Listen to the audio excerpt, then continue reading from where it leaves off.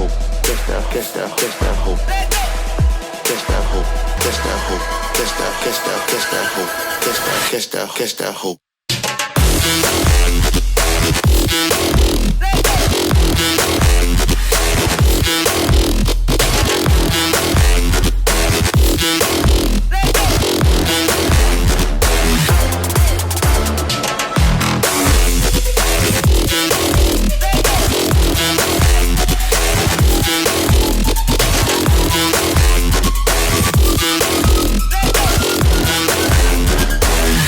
Catch that hope.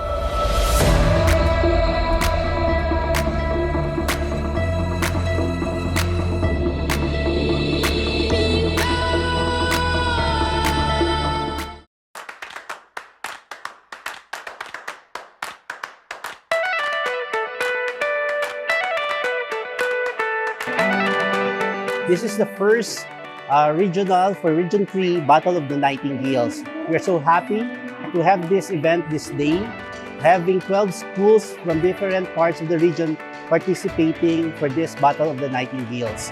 This is an MPH initiative for the Sacred Heart Hospital of Malolos and CLDH, Central Luzon Doctors Hospital in Tarlac.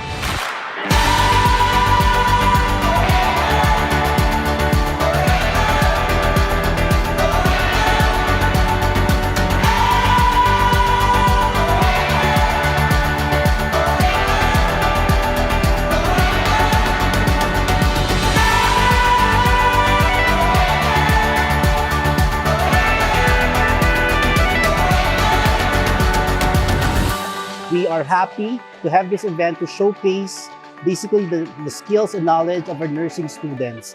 More importantly, to highlight the importance of nursing in providing better healthcare to individuals and communities. So I wish all the participants best of luck and give your best in this afternoon's Battle of Nightingales.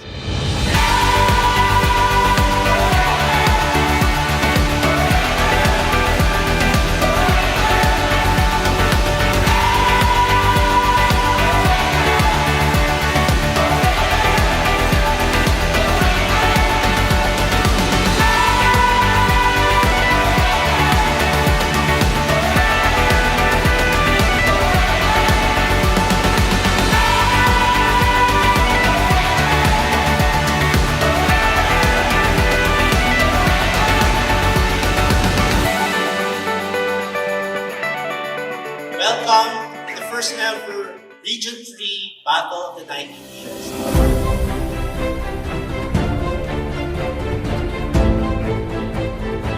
Women between 15 and 45 years old in the community. Timer starts now. The correct answer is Central Escolar University, correct. Tarlac State University, correct. information, while necessary, will not motivate people to change. Araya University, correct. Bulacan State University, correct. Primarily responsible for motivating people to change their behavior. And the correct answer is B. Workers need threats to be motivated.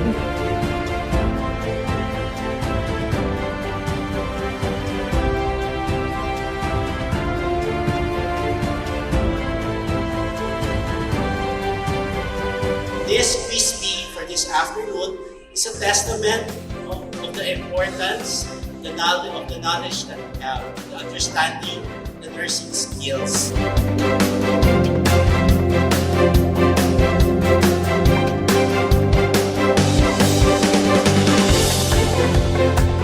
Our champion for the Battle of the Nightingales Year 1 2020